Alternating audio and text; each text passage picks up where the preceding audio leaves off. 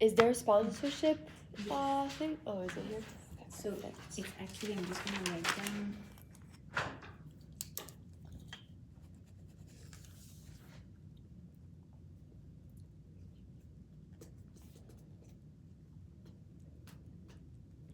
Et ensuite, on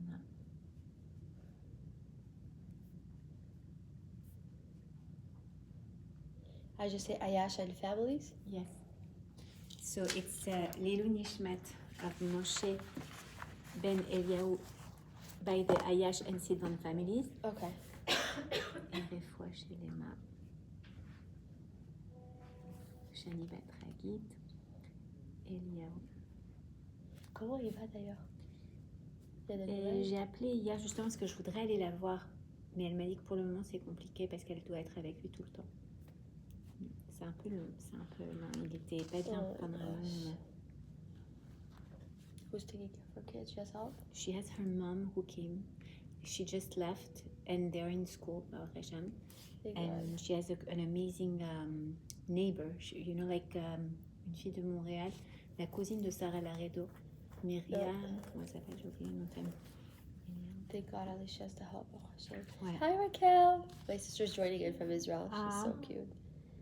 Oh, she went back? Yeah. I miss her so much already. Raquel, your chair is empty right now next to me. And we have the matcha tea waiting for you. Tinak, Yitzhak, Ben, Esther, Sarah. Okay, amazing. Okay, so Day of Learning is sponsored Leilu Nishmat Moshe Me'Eliyahu Zichrono Livracha by the Ayash and families, and Bezrat Hashem for the refuah shelema, refuat hanefesh, refuat haguf, to Shani Bat Chagit, Eliyahu Chaim Hanavi ben Tita Esther, Tinok Yitzchak ben Esther Sarah. I recorded, I believe. לאה חנת בורח היה בת מזל טוב, רפאלה מיכל בת אלכסי אסתר, עדל מרים בת מיכל עלייה, הלני אורנה בת חן חיה, רפאל חיים הרמצי מחשה, and I'm missing someone, ליליאן בת עלייה, ליליאן חיה בת עלייה. Non, celui-là, c'est juste le marque parce que j'oublie. Bezrat Hashem, they should have a refuah shelema among all of Am Yisrael. Amen. Okay, so this is actually, I'm so curious if you know who this is going to be. I'm not giving this out yet because the answer isn't here. So I want you to imagine a man sitting across his future father-in-law, okay? And he's in love, he wants his daughter, he'll do anything, I want to marry your daughter. And he asks the father-in-law for her hand, and he says, no problem, but on one condition, okay? And he tells him, the condition is that your firstborn has to be raised in avodah zarah, in idol worship. Who do you think that is in the Torah? Have you ever heard of this? Do you know who it is? I've never heard of this until I studied it this week, and I was like, I can't believe it. It rings a bell somewhere very far, but I can't tell. I don't think anybody will guess it, but try to guess it. A father that raised his son in avodah zarah. So the man goes to his future father-in-law, right? The person that he wants to marry his daughter. The future father-in-law is Jewish? Not yet. Ah, that's right. Yisro. Yes. Okay. So who was it? Moshe Rabbeinu. So actually, it's not written explicitly in the Torah, but it's a Midrash by Chazal. And they explain that basically when Moshe went to his father-in-law to ask for Tzipporah's hand, he said on one condition that your firstborn, who was Gershom when he was born, he has to be raised in avodah zarah. What did Moshe say? He agreed. He agreed. He said yes. That was before he even met Hashem, also? So yes, before he was shaped into Moshe Rabbeinu, but we'll go into the reason why. Obviously, he said yes, but he himself was raised in avodah zarah. Right, so exactly. At that time, he was still not really revealed to HaKadosh Baruch Hu. Exactly. So exactly. That's why he accepted. We'll go through it, but it's crazy to just imagine, and that's why I wanted to open this story up first, because we have to understand how our surroundings shape us so much. We have so much potential. Like imagine Moshe Rabbeinu, who became the greatest leader of all times, right? He spoke palim el palim, face to face with HaKadosh Baruch Hu, and still, because he was in the wrong surroundings, he had said, yes, no problem, I will raise my son, my first son, this, like, we shake on it, he'll be born into idolatry, which actually he was later punished for it, by the way. But he was, this is what, with his firstborn, yeah. No, who was punished for it? Moshe, yeah. So, where was I getting at? Yeah, so we're going to talk a little bit about how our environment really, really shapes us. And it's important to know that no matter how much potential you have and how much of a incredible human being you can be, when you have this social pressure, when you have even family members, when you have friends around you, people around you that are behaving a certain way, dressing a certain way, talking a certain way, acting a certain way, we get shaped by that. And some people say, no, I have a strong personality, I won't get lured into it. You will. Over time, you will. It takes a little bit of time. For some people, it's much quicker. And for some people, it takes a little bit longer, but we're not strong enough. And then this is the reason why, by the way, we have so many laws in the Torah, because we're not strong enough. And Hashem says, you have to put yourself boundaries. And this is the reason why people, for example, that live in Bnei Brak, people are like, they're like secluded from the world, right? Everybody has their own communities because they don't want to be influenced. It's very hard for them, and they understand that human beings are extremely, extremely vulnerable. And we also, how do we learn? We emulate through our parents, right? As we grow older, we start to see ourselves in our parents, right? How my mom was reacting with my kids, now I react with my kids, and I'm like, I understand it now, that I'm literally emulating my mom. But we are actually human beings of synchronicity, I think that's the word, synchronicity, where we synchronize with our environment, we adapt, right? Which is a good thing, because when you are in the right environment, it can make you flourish. But when you're in the wrong environment and you don't know it, this is the downfall, okay? So a little bit back into, I just want to give a quote that Rabbi Dessler said, a person does not fall suddenly into sin. Okay, sometimes we think, by accident I did this, it wasn't intentional, but it's not by accident. We choose where our surroundings are, who our friends are, who we interact with, right? So a person doesn't fall suddenly into sin. They're slowly carried there by the current of their surroundings.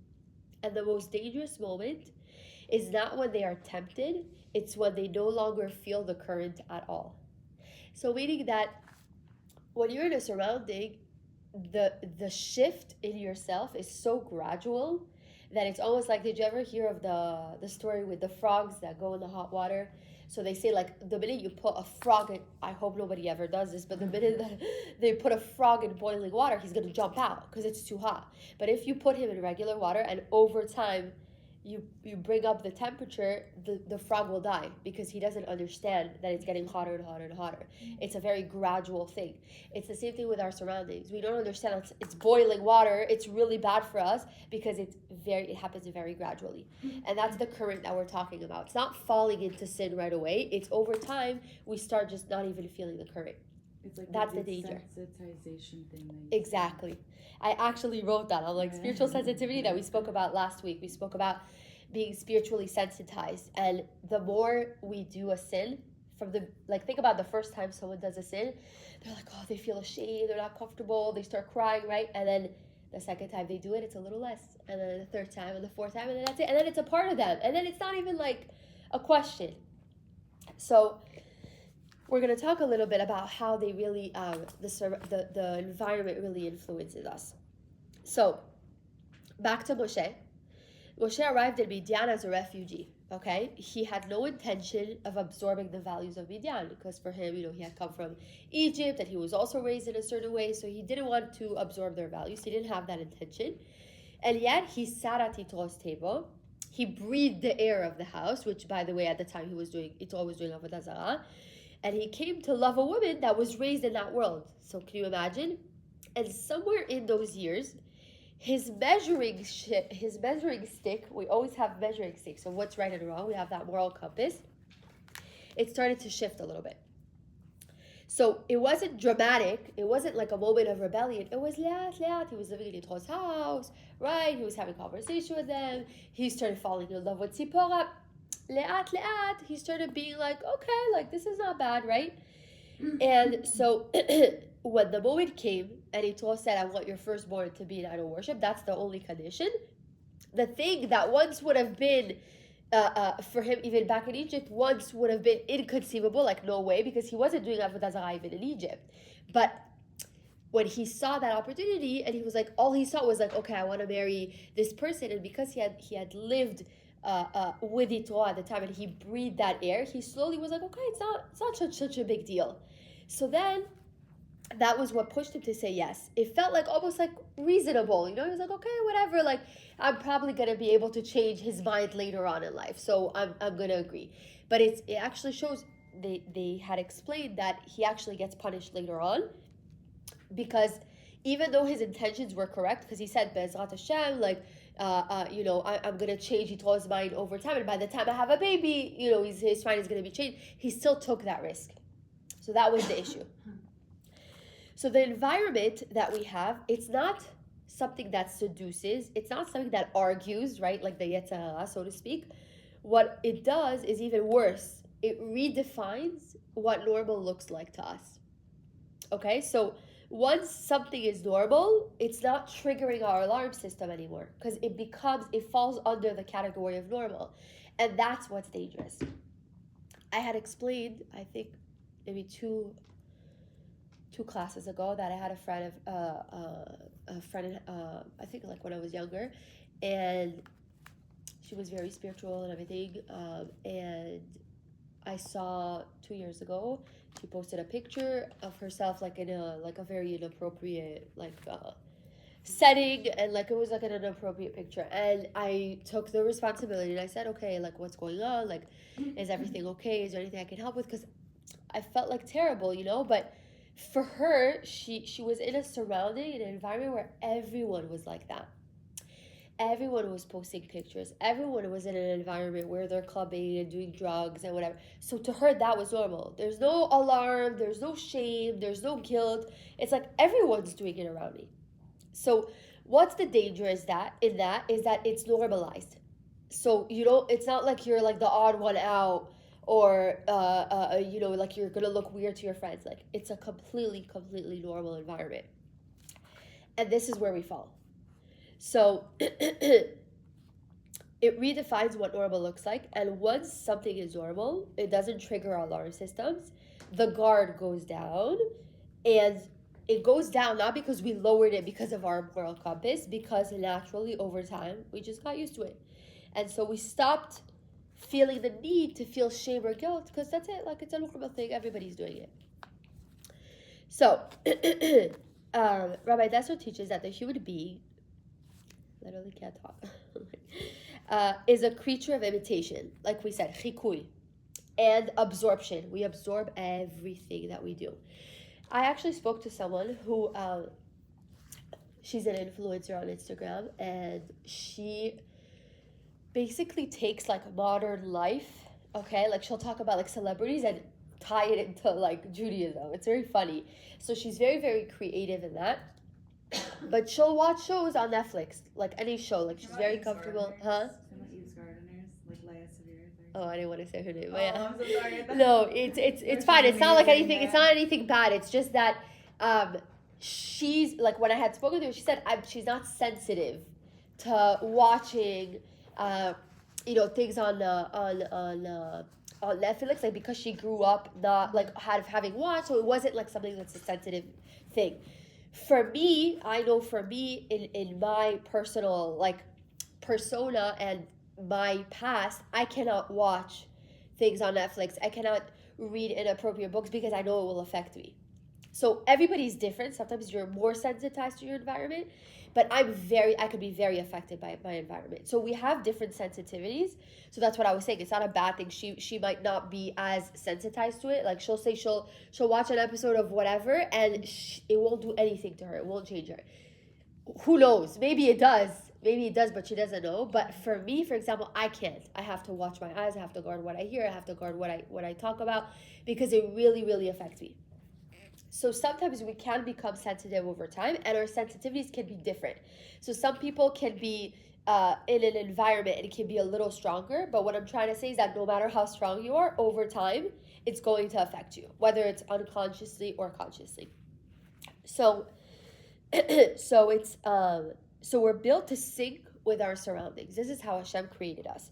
So in a good environment, it allows us to absorb the Torah, to be more generous, to have kedusha, right? We when we surrounded ourselves with Torah, I always tell more, like when we were surrounded by a different community, we wouldn't give as much tzedakah and do as much chesed. But now that we're in a community where we have more of an ability to give and we see other people giving, we're more inclined to give, because we're just in that environment. It's not because we're good people. It's just because really we see that around us. So it kind of makes us go with the current.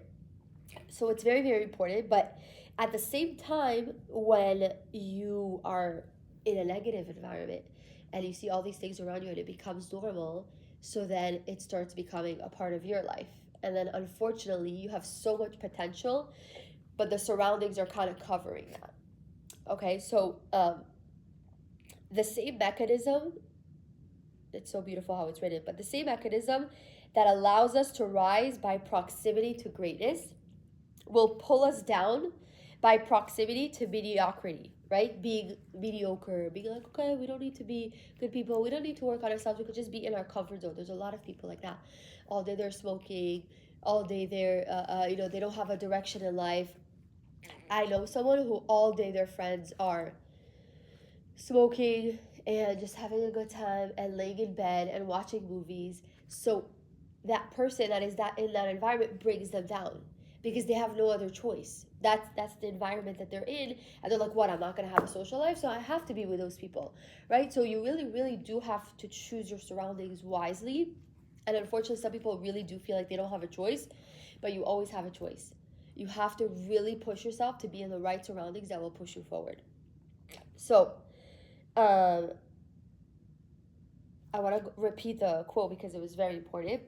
The same mechanism that allows us to rise to greatness can also bring us down to mediocrity without our consent, without our awareness sometimes, and without ever having to make a choice. Because if you're in the environment and you were put there for whatever reason, let's say growing up, right? You were put in an environment. I was in a school, I won't say which, hopefully you guys don't know, but I was bullied my entire high school. Wow. My entire high school. And unfortunately, that was the circumstances that I was in, and I had to swim. And thank God, I don't think it really affected me as much as some people are affected by bullying. But it makes an impact. It makes an impact at the time. It lowers your confidence. You feel alone. You feel like something's wrong with you. A lot of things go on when you're in the wrong environment, because then sometimes you say something's wrong with me. If you want to be a religious person in a place where no one is religious, people are going to be like, what are you doing? Right?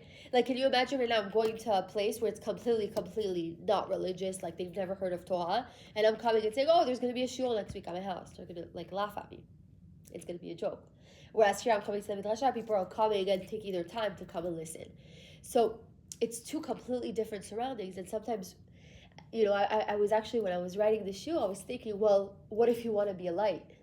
So then where do you draw the line? Because if you can be influenced by your surroundings, but you also want to be a light to a surrounding where there is no Torah, then where is that balance? There's a beautiful ma'amar of the Rebbe, the Lubavitcher Rebbe, on how to be a lamp lighter. Oh, wow. Because this is what he promoted. He created a system of lamp lighters. Basically, like, oh, wow, you send a shaliach to a place where the environment is not yet what it has the potential to be. I love Sometimes that. they're very far away from their Essence, Judaism. right? Yeah. And how do you light that lamp without getting burnt, without not getting burnt, without being extinguished yourself. Wow. And it's a very, very Thin line.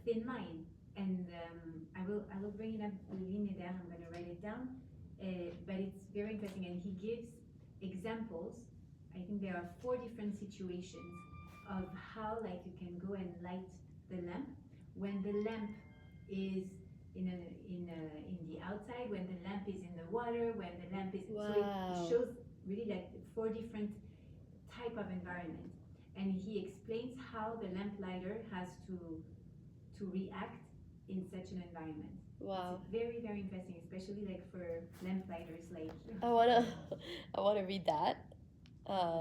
But that's very interesting. So yeah, I was saying that was an issue for me, because I was like, okay, so don't put yourself in a bad environment, but what if you're supposed to be the light? You're supposed to bring the Torah to a place where there's literally none. So I don't have the answer. I think everybody, everyone is different, and I think that some people are, first of all, you could pray for it, that you won't be manipulated or drawn by it, but number 2, I think when you live with conviction and you have such a strong bond with Hashem, I think that it's different. I think you're much, much stronger, but again, you can still fall. Can I think, yeah, of course. Can we step in the conversation? Of course. Open a conversation. I personally feel, like when you think Abraham Avinu was in an environment that was against him, and he was called an ivri because he had to cross against the flow of people. Everybody was thinking something different. So we have that power of being an ivri within us, because this is in our spiritual DNA. Right. And at the same time, we're very fragile. We don't have, it's hard to have the same strength as Abraham Avinu. Of course. And you know what? I was just telling how like I moved to Miami before I met my husband, and I know why I moved to Miami. I didn't go with that in mind, but for me, I had a lot of strength of growth spiritually when I was in Paris, but I was not in the right environment at all. Wow. I didn't go out of Paris because of that. I didn't leave Paris because of that, because I didn't realize at that time. Because as you said, the frog in the warming pot, it doesn't feel the water. Really, like you can tell, is it cold, is it warm, is it good for me, right. I'm gonna die in that water. Yeah. But Hashem took me out, literally, like he took me out and he put me in Miami, and I realized that this was exactly what I needed in order to become spiritually who I had the potential to become, because that impulse, that strength, that energy that Abraham has, that we can have at one point when we discover HaKadosh Baruch Hu within, and that we fell in love with him, and that we're so convinced, and we have so much strength, slowly we are cooled down. That's Hamalek, but that's the power of any bad influence somehow, that slowly the water is becoming cooler and cooler, and you don't realize. But I ended up one day in tents in France, when I was still in France, because slowly it was difficult. Everybody was looking at me saying, oh, you're never gonna get married with those skirts, you look like an old lady. At that time that it was not really fashion to have midi skirts. And slowly I went down on my tzniut, and today I'm like, how could I go this way? But this was because it was so hard. So I thank Hashem every day that I was able to move to Miami, because it helped me to live the life I wanted, and to have that, and to nurture that energy that I had, and that impulse that I had, in order to continue to be the Jew I wanted to be. Yeah. But it's so hard. It is very hard. And imagine how much energy it costs us. So that's why, how much energy does it cost you to swim against the rip current? Right. It's you can get imagine. so exhausted of that. Yeah. That many people fall because of that. And we had a conversation last week at the Pirkei Avot class at the shul of Bar Harbor, because the lady who was hosting the class became religious here, and the other person who was speaking was a religious Chabad from Brooklyn, and she went down here in Miami. Oy. And so one was saying, wow, Miami is the best place to grow. And for the other one, for us, like it's the worst place because everybody is in bathing suit and stuff. Like it's so difficult, it's so challenging. So it depends also where you come from, obviously. But imagine the effort that it costs to maintain the same level of spirituality when you're in a world that is so different from you. 100%. And I feel like it's really a big challenge, very, very big challenge when you move into a new city, when you go to university, and you've been in a Jewish school all your life, and then suddenly you go to a university that's not Jewish, for instance, and you think, okay, it's fine, but the truth is that no, it's less. Or you are 18 years old. I have one of my sons, for instance, at 18 years old, he went to tag the place where we used to tag his phone, and he said, I'm 18, untag my phone, please. And he was excited to go on the social media. He had never had social media in his life. And so he went, and he told me after some time, at first, the first Oh my God, you weren't year, scared? I would freak out. what do you, I prayed. know, At the same time, I had, what do you want to do? There's He's nothing to 18. do, yeah. But after some time, he realized, he told me, Mom, like, all those people, they don't have anything else to do. I'm like, thank God. But at the same time, how much time do you spend on being influenced by the rest of the world? And I think that's the issue, because it's become digitalized. So it's not even like, oh, okay, you're in the wrong environment physically. Now you could be in the wrong environment mentally. And that's why I literally have chills, because that I literally had to start unfollowing Instagram accounts, because it's either inappropriate things or things that make me like, oh, why am I not on vacation? And she also has 4 kids, and I'm not even doing it on purpose. I'm not a jealous person. I have no problem. I'm very open about what I'm not good at and what my weaknesses are. I'm not a jealous person, and I had to start unfollowing people. And the same thing was with a lot of my friends. They said I had to start unfollowing this girl because she's so pretty that it would make me look in the mirror and be like, it's really crazy. Like the standards that we have now of everything. Do you think Beauty, house, to this. have so much exposure to the rest of the world? No, absolutely not. In our mind. And the same thing with the news. You could have the most amazing day ever, and then you just open the news and then it destroys your day. And back then, okay, you would hear bad news 3 months after it happened, and they'd be like, oh, what happened?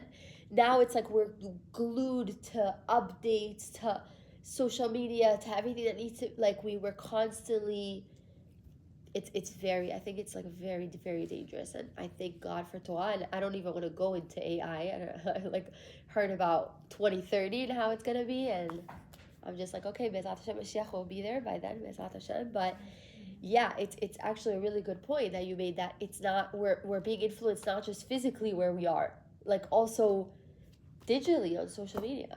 And it's it doesn't end. It really doesn't end. It's a bit Torah. You have 3 hours to be, even looking at landscape and recipes. Yeah. You're cooking out well and all that, don't pretend. And it really gets you. I'm okay, I'm just gonna check one thing, and then you're it's been an hour. I'm what? I could have done Tehillim, I could have, and you're just in it. And it's not just your phone. It's Netflix, it's social media, it's your friends, it's everywhere. So I think the more you ground yourself in Torah and how you all come to the Midrash instead of doing other things, which I'm sure are important, but there are some people probably who didn't come and they're just scrolling on their phone right now, right? We don't know. So it really this issue with surroundings is a big concern, and this is why I opened up with Moshe Rabbeinu, because Moshe Rabbeinu, who had the greatest potential of all time, who became Baruch Hashem Moshe Rabbeinu, he was also influenced by his environment. Can you imagine? So imagine us, right? And Baruch Hashem, we have the tools to overcome it, but it is very hard and it is very strong, and we have to be stronger. But the good thing with that lesson that you're teaching is that we could use it to our benefit. Of course. Meaning, for instance, I don't know, Estrella, for instance, if Bezat Hashem, she gets married and she wants to choose where to live, it's super important, right, to choose a good environment, because you know that you're going to be influenced by it. So 100%. So, okay, I think so that's something we have to take into consideration, and it's very eye-opening what you said today, because we can use that in order to help us swim in the right direction, instead of having to swim against, we just have to find the right wave. I mean, if you follow my parable. Right, for me, yeah. It reminds me, I'm just thinking now, do you remember when I told you the story that I was in a relationship before I met my husband, and he kind of pushed me in that direction of Torah, and I was living in Tel Aviv at the time. So I'm studying with my Rabbanit in Jerusalem every Wednesday all day, but then I'm going back to Tayelet in Tel Aviv, bikinis on the beach, matkot, like it was two completely different worlds. And I was kind of like, where do I swim? Like, who am I? Like, I was like, am I this, like, person that loves to study Torah all day, like, and likes to be in Jerusalem?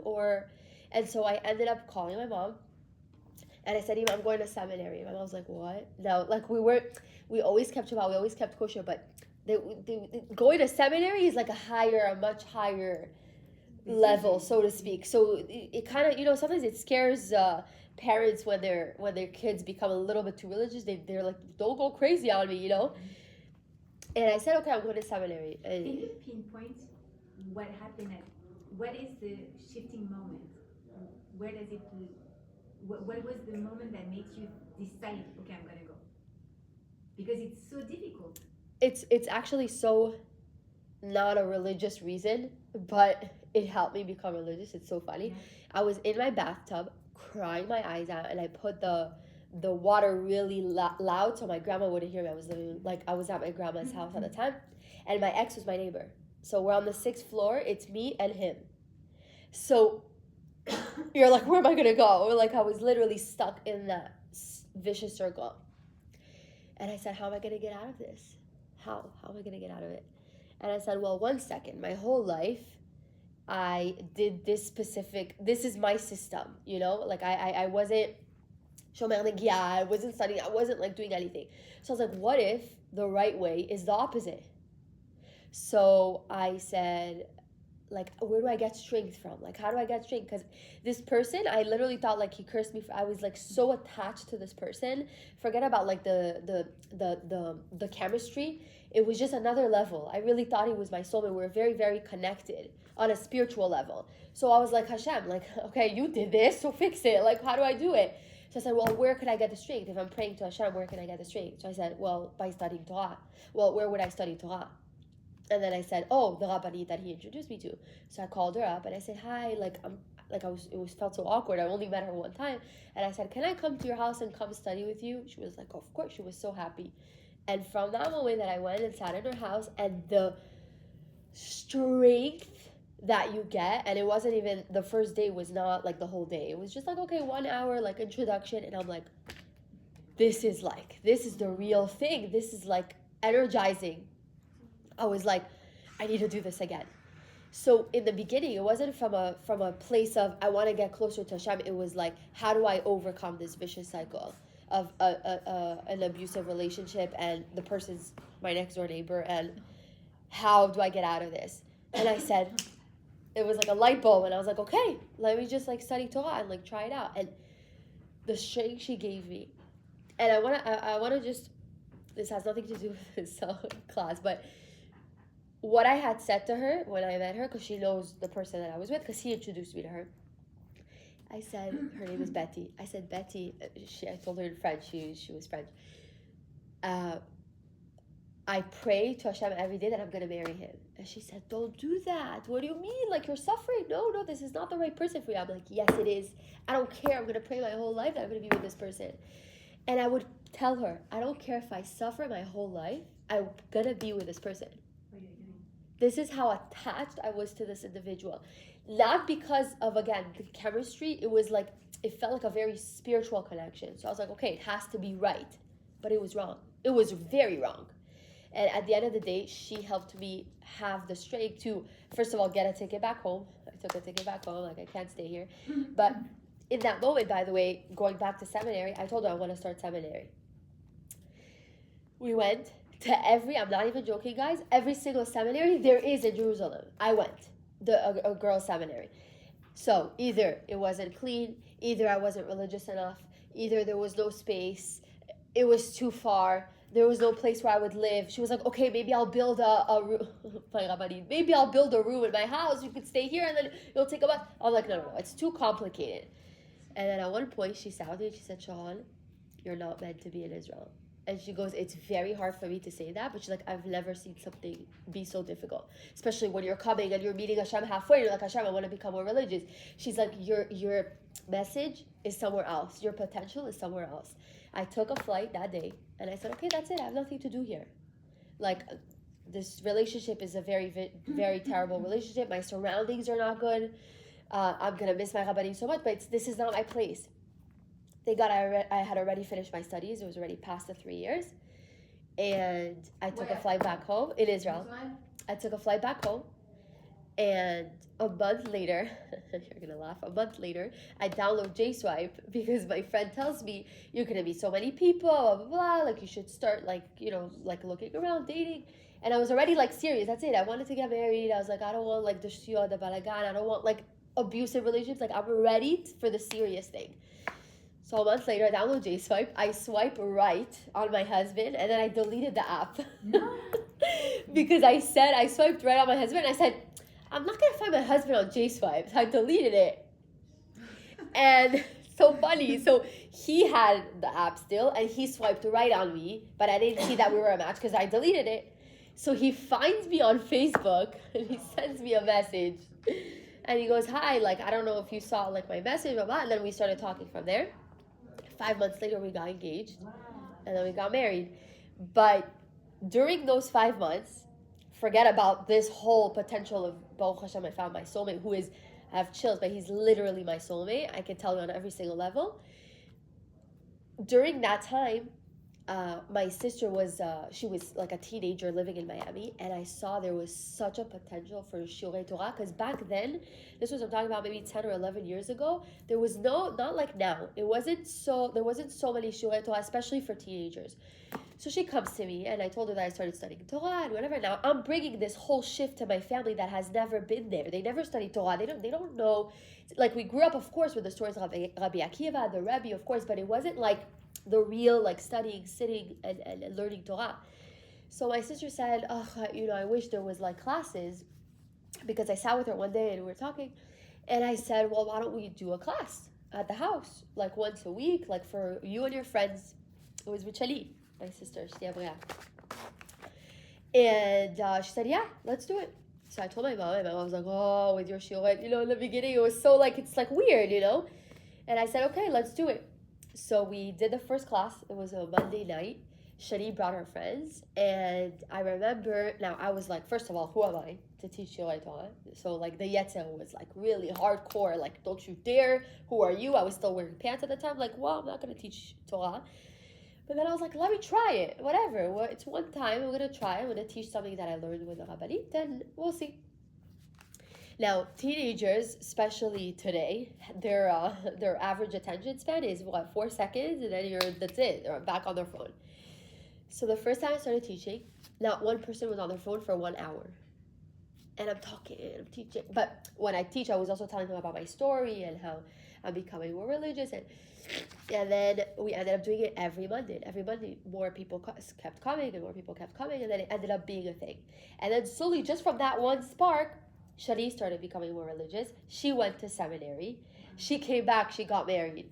Now, Baruch Hashem, she's covering her and she's religious. My sister, same thing. And then married someone from a Chabad family, and thank God now they're also, you know, a lot more religious. And now my mom's covering her full time. It's from that. I'm not saying that it's me, but I'm saying it's from the decisions, first of all, that we make, but also the surrounding that you decide you're going to put yourself in. Because I was in a place where I'm going to either be in a vicious cycle and my whole life I'm going to keep chasing this person, or I'm going to settle down. And I remember I had told the person when I left Israel, I said, do you want to be with me, yes or no, or else I'm leaving, and I promise you I'm going to get married this year. Like, no, I'm not waiting for you. So he was like laughing, like, ha ha ha. I literally got married that year, 5 months later. So I because I was like, that's it. I'm done. I'm not gonna stay with someone that is not good for me. But to get to that awareness, I think you have to go through a lot of suffering also. and to kind of just be like, I'm done. Like, I have to move forward somewhere. But I'm very blessed that Hashem sent me that ability to look beyond, because I could have been in a very different place. And my cousin, who is now 32, same age as me, was also in the same relationship 11 years ago. She's still with the same person, who still promises her till today that he's going to marry her and does not marry her. It's your choices. Between you and her, that Hashem gave you that clarity. I think it's your Hashem. compass I was very right. blessed. I was very blessed, very, very blessed. But it's because I chose Torah. I chose Torah. I said, what is going to give me the strength at a moment where I'm the most vulnerable? Nothing is going to help me. I'm not going to go clubbing. I was going clubbing every single night. I was living in Tel Aviv. I'm not going to go drinking. What's that going to help? Tomorrow I'm going to have a headache. I'm not going to go smoking. I was smoking cigarettes at the time, like a completely different person, by the way, because I'm so about health now. I'm like, oh my God, I used to smoke. Completely, when I look back on my life, I'm like, this wasn't me. It wasn't me. It's your surroundings are a huge part of you, And the reason, by the way, I started smoking was because in Israel, after you eat, like dinner, it's like, okay, Yada, pass me a cigarette. And I never in my life was pushed. Both my parents smoke, so you have a much higher risk of smoking. But it was a social thing in Israel. So it's like, you finish dinner and it's like, instead of dessert, it's like, oh, pass me, So I was surrounded by that. So for me, it was so normal. Like, oh, okay, like, pass me, like, here. And I'm like, oh my God, what am I doing? It's crazy. You don't even realize, like, the consequences of it. So this is a beautiful lesson that Rav Eliyahu is saying, is that basically wherever we stand, we absorb, even through the air, the smoke, the I love that. The influence.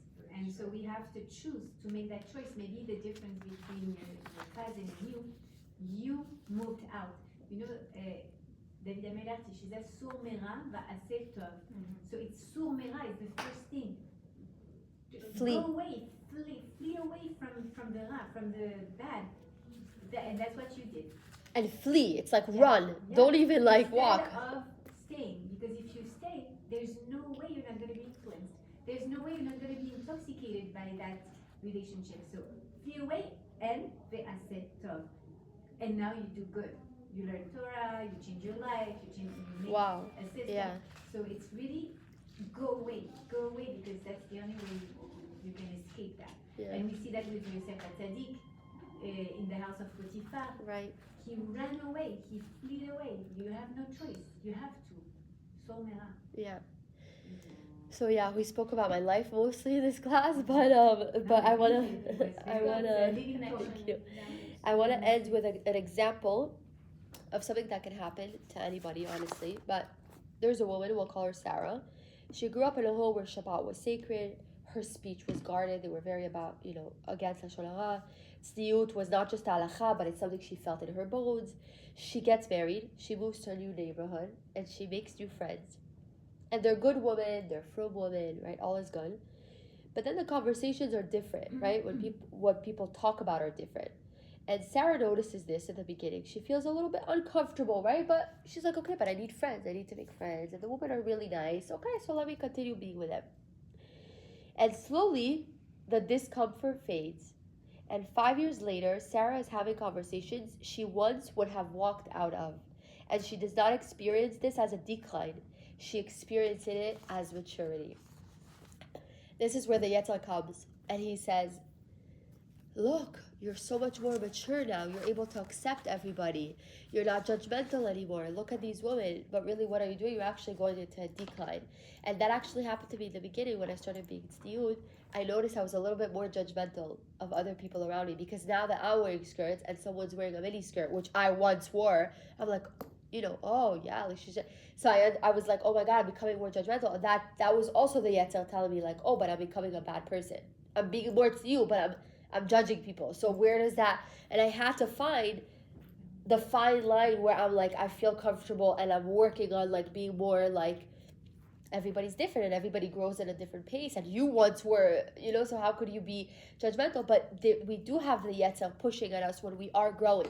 So it could be that we're in the right environment, but the Yetzer could be pushing us, or we could be in the wrong environment. The Yetzer's like, no, it's good. You're becoming more mature. You're becoming less judgmental. You have more clarity. But no, it's the opposite. You don't feel shame anymore, so it's fine. No, you're actually just in the wrong environment. So that is called Shinui Hateva al Yedei Hergel. Shinui Hateva, the change of your nature, based on Hergel, based on habituation, based on habit, based on your surroundings, right? Because your surroundings then dictate your habits. So repeated exposure doesn't just change behavior, it changes your nature. It really changes your personality. Remember, we spoke about how you said spiritual sensitivity, right? The less sensitized you become, then it becomes a part of you. So then you're like, oh, you don't feel the boiling water, right? So I want to talk about a few things that, do we have time? Oh, I have to finish. So 5 tools to work on this, your surroundings and becoming aware. So number 1, it's called the before and after audit. It's very interesting. So you ask yourself, who was I 5 years ago? So I guess in my case, 10 years ago, in terms of what was I willing to say, to accept, to spend time on, to overlook, and who am I now? So trace it honestly. What are the changes that you made? How were you 5 years ago or 10 years ago, and who are you today? What are the changes? It could be negative and it could be positive. And I want you, for each change, you say, is this growth or drift? Because sometimes we think it's growth, but really you're actually pulling it back.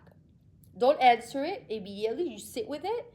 The answer that comes too fast is usually defensive and it's not the truth. So you really have to sit with it and say, okay, 10 years ago, who was I? And am I a better person now?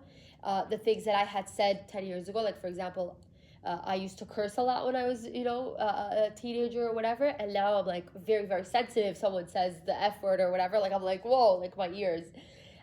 So like that's an example. So who were you 10 years ago or 5 years ago? And then the changes that you've made over time. And is that a drift or is that growth? So tool number 2, the discomfort inventory. So Rabbi Dessler teaches that, I'm going to hand these out so they have it, that, where am I? The moment of discomfort, the small inner protest, is one of the most precious moments in someone's life. If you're uncomfortable somewhere in a situation, it might mean that you're starting something that is a sin, and that's your guilty conscience. So stop that cycle, because if you continue that, then 4 days from now, if you're continuing that same pattern, you're not going to feel the shame and guilt anymore. And then that becomes a part of you. So we have to be very careful to pay attention to that discomfort. It is the neshama speaking before the environment drowns it. So make a practice of noticing these moments and writing them down. Not to act on them immediately, but to refuse to let them be silenced. The inventory itself is an act of resistance against the current, like we spoke about. Then we have the environment cannot be our standard. This is a very important one, because when you feel like, oh, everyone does this, that's not a halachic thing and it's not a masar thing. It's not, is this normal, but is this true? Is this true to me? Does this resonate? Does that align with my values? Make it a regular practice, even weekly, even daily, to evaluate one area in your life that's not against your social world, but it's against something in the Torah. Because socially, it could be acceptable, but then in Torah, it's completely wrong. Just like Ravital was talking about it last week, she said that she has friends that always invite her for coffee, and she always says no, because they always talk Lashon Hara, and she doesn't want to be put in that environment. So she's very aware that that's not the right environment for her. So she understands that it's her social world, right? Her social world is talking Lashon Hara, but she knows it's not aligned with her values. Okay, the last thing is, second to last, think of a time in your life when you felt most aligned, most like the woman you want to be. Who were you around? Who was in the air? Okay. Think about the last time that you felt like in a good environment, in a good place, surrounded by good people, and remember what was that like. And try to surround yourself with those types of people, because that is what will propel you to growth. And then the last one is, which is the cheshbon hanefesh, that it's not just about being self-aware, but you want to take one specific thing that you want to make one specific change that you want to make in your environment. Okay, so I'm trying to think of something that you could do, a conversation to step back from. If you have someone that you're constantly with that talks lashon hara, either you say something or you kind of distance yourself from those situations. Just think about something in your environment that you could maybe make a small change where it will impact you the most, and you'll see that you'll be able to grow in that specific part. So I don't know if you guys have any more questions. You guys have the reflection questions. More than welcome to share. I was barely able to talk, but I tried.